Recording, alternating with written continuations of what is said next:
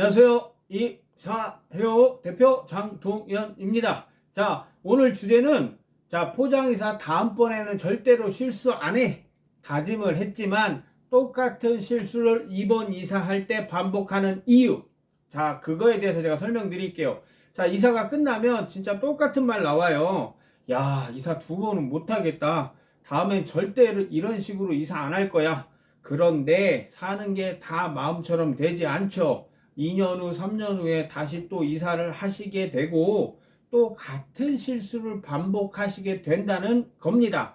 왜냐하면 이사는 준비 방법을 몰라서 힘든 것도 있지만 그날 고객님께서 해야 되는 일들이 많기 때문에 정신이 없어서 힘든 구조도 있기 때문입니다. 그러면 이삿날 고객님들께서 힘들어 하시는 사항 4가지, 고객님께서 힘들어 하는 사항 4가지에 대해서 설명드릴게요. 자, 첫 번째는 새집 정리가 한 70% 정도 됐는데 더 이상 이제 들어갈 수납 공간이 없는 것 같아요. 근데 사다리차에서 이삿짐 박스가 계속 올라와요. 그럼 우리 고객님들 어떻게 하겠어요? 야, 그렇게 많이 버렸는데 아직도 있어? 더 버려야 되나? 이런 생각을 하시면서 큰일 났다. 스트레스를 받으시게 되는 거예요. 자, 두 번째는 뭐냐면 기사들 막 땀 뻘뻘 흘리면서 일하고 있는데 이사 시간이 끝날 때가 됐는데 끝나지 않을 때가 있어요.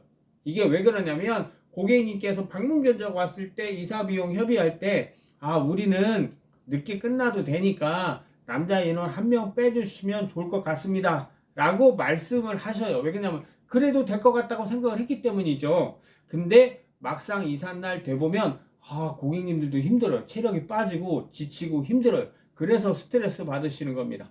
자, 세 번째는 뭐냐면 새 집에서 이삿짐 정리가 끝나고 청소할 때, 자, 모든 짐이 싹 깔끔하게 정리가 됐으면 괜찮은데 수납 공간에 모든 짐이 다 들어가고도 정리가 안 된 짐이 남아있는 거죠. 그러면 그 짐들을 보면서 어떻게 하지? 저걸 버릴 수도 없고 정리할 수도 없고 어떡하지? 이런 게 힘든 겁니다. 자, 네 번째는 뭐냐면 새 집에서 예쁘게 정리하고 살고 싶은데 이런 내 마음은 모르고 이삿짐 센터가 빨리 하고 집에 가려고만 하는 거예요. 그래서 이게 옛말에 맞구나. 싼 게 비지떡이라는 게 맞구나. 진짜 힘드네. 다음에 이사할 때는 이 이삿짐 센터하고는 절대 계약을 안 해. 그리고 조금 더 주더라도 좋은 이삿짐 센터랑 계약하겠다 라고 생각하시죠. 왜냐? 힘들어서. 자, 그러면 이렇게 고생하고 다짐하고 했는데 다음에 똑같은 실수를 반복하게 되는 이유 4가지, 반복하는 이유 4가지에 대해서 설명을 드릴게요. 첫 번째는 뭐냐면 일단 고생한 거는 기억에서 희미해져요. 왜냐하면 다시 이사하시는 데까지 빠르면 2년, 늦으면 뭐 길게는 5년, 6년 막 더 길어질 수도 있잖아요. 그래서 다시 이사를 앞두고 방문 견적을 가서 저번 이사할 때 어려우신 점 있었습니까? 라고 여쭤보면 우리 고객님들 정말로 심하게 D인 분이나 완전 치를 떠는 분들, 저번 이삿짐 센터에서 치를 떠는 분들을 그 정도가 아니었다면 힘들긴 힘들었는데 뭐 딱히 기억나는 건 없어요. 뭐 조금 뭐 부서지고 없어지고 뭐 그 정도예요. 이해합니다. 이렇게 또 말씀을 하셔요. 왜냐? 고생은 기억에서 희미해지기 때문이에요. 그래서 이번 이사 때는 괜찮겠지? 이 업체는 그때 이사 업체랑 다르겠지? 막연히 이런 생각을 하시게 되고 비슷한 업체와 다시 계약을 하시기 때문이에요. 자, 두 번째 이유, 이사 당일은 우리 고객님들의 판단이 약간 떨어지시는 날이에요. 판단력이 떨어지시는 날. 왜 그러냐면 갑자기 내 집에 사람도 많아지고 내가 챙겨야 되는 물품도 많고 대답해야 되는 것들도 많아지고 내가 필요해서 뭐 어디 가서 물건을 갑자기 사와야 되는 것도 있고 이게 다소 정신이 없어요. 그럴 뿐만 아니라 거기가 우리 고객님이 집주인이잖아요. 그러면 내가 꼭 결정을 해야만 하는 것들이 몇 가지가 또 생겨요. 그래서 그런 날은 평소와 다르게 고객님들의 뇌가 상당히 갑작스럽게 많은 일을 해야 되는 거죠. 과부하 상태가 되는 거예요. 그러다 보니까 너무 힘들어요. 쉽게 피로한 거예요. 그리고 나서 이 상황이 빨리 끝났으면 좋겠다 라고 생각만 하게 되는 거죠. 그럼 갔으면 좋겠어요. 이제는 갔으면 좋겠어요. 이런 마음이 들게 되는 겁니다. 자, 세 번째는 뭐냐면 이번 이사는 저번 이사랑은 다를 거야. 착각을 하시는 거예요. 왜냐하면 이번에는 내가 짐을 저번보다 많이 줄였어. 그리고 이번에는 내가 집을 조금 넓은 평수로 이사를 가. 그리고 내가 지난번에 이사한 경험도 있고 이번에는 나 혼자 있는 게 아니라 우리 남편도 있으니까 괜찮을 거야 라고 생각을 하셔요. 이거는 착각일 수 있다는 점 알고 계셨으면 좋겠어요. 자, 네 번째는 뭐냐면 방문 견적 때 이삿짐 센터들의 가격을 받아서 보니까 여기는 200만원, 여기는 220만원, 여기는 240만원이에요. 40만원 차이네? 그럼 어차피 부서지지만 않으면 내가 정리하는 건 똑같고 이번 이사 업체는 조금 더 잘해줄 수도 있잖아. 그래서 다시 200만원짜리 업체에 눈길이 가는 거예요. 그리고 다시 200만원짜리 업체와 계약을 하시기 때문이에요. 그런데 다른 사람이 해주는 일은 절대로 내 마음처럼 되지 않습니다. 고객님들이 모르시는 부분이 있는데 내가 이사업체를 바꿨다고 해서 모든 사람들이 다 바뀌는 게 아니에요. 이사업체는 바꿨지만 저번에 왔던 그 직원 중에 한두 명이 나는 이사업체를 바꿨는데 그날 와서 내 집 이사를 또 할 수도 있습니다. 그리고 그것뿐만 아니라 저번 이사 때처럼 똑같아요.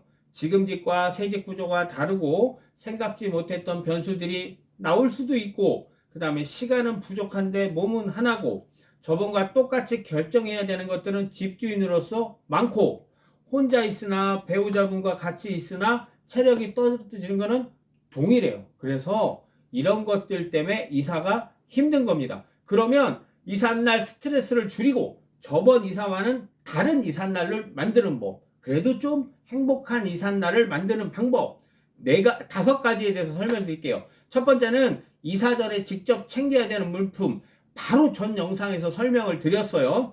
쉽게 예를 들면 차키, 인감도장, 서류, 귀중품 이런 것들이에요. 저번 영상 보세요. 자, 두 번째는 뭐냐면 가전, 가구 배치, 그리고 잔짐 정리를 어떻게 하겠다라는 거를 생각을 해 두셔야 돼요. 그리고 되도록 도면을 그려서 방, 거실, 주방, 베란다, 세탁실 이런 식으로 부착을 해 놓으시면 더 좋죠. 아시겠죠? 자, 세 번째 뭐냐면 이삿날에 쓰시면 안 되는 금지어를 제가 드릴게요. 뭐냐면 일단 우선 아무데나 이런 단어를 절대로 쓰시면 안 돼요. 그리고 그런 단어를 쓰시지 않도록 준비를 하셔야 돼요. 여기에 꼭, 저기에 그거, 거기에 왼쪽 편에서 조금 띄어서 이렇게 명확한 답변과 지시를 해주실 수 있도록 노력을 하셔야 됩니다. 자, 그리고 네 번째는 뭐냐면 불필요한 짐을 버리셔야 돼요. 나에게 불필요한 짐은 뭐다? 쓰레기다 라고 생각을 하시면 돼요. 그래서 그런 것들이 있다면 내가 불필요한 짐은 쓰레기니까 버려야지. 어떻게? 과감하게. 그래서 이삿짐량을 과감히 줄이시면 좋습니다. 자, 그리고 5번째는 뭐냐면 이게 핵심이기도 해요. 내가 어떤 이사를 하고 싶은지 공부한 뒤에 저 이삿짐 센터는 어떤 이삿짐 센터인지 공부한 뒤에 내가 생각하는 수준의 이사가 가능한 업체를 찾으세요. 그러면 이사는 무조건 잘 됩니다. 자, 이사는 몰라서 힘든 게 아니라 매번 똑같이 하기 때문에 힘든 겁니다. 다음 이사 때는 다짐만 하지 마시고 후회만 하지 마시고 과감하게 변화를 주시고 색다르게 준비를 해보세요. 자, 여기서 잠깐 여러분은 저번 이사 때 이사를 끝나고 어떤 말씀을 하셨었는지 생각해 보세요. 그래서 내가 우리 이삿짐 센터 좋다, 참 고생하셨다, 감사하다, 그러면 그 업체랑 다시 하시고 오늘 말씀드린 내용처럼 힘들다, 내가 다음에는 저 업체랑 하지 말아야지 라고 생각하셨다면 오늘 내용 참조하시면 좋을 것 같습니다. 좋아요 부탁드립니다. 감사합니다.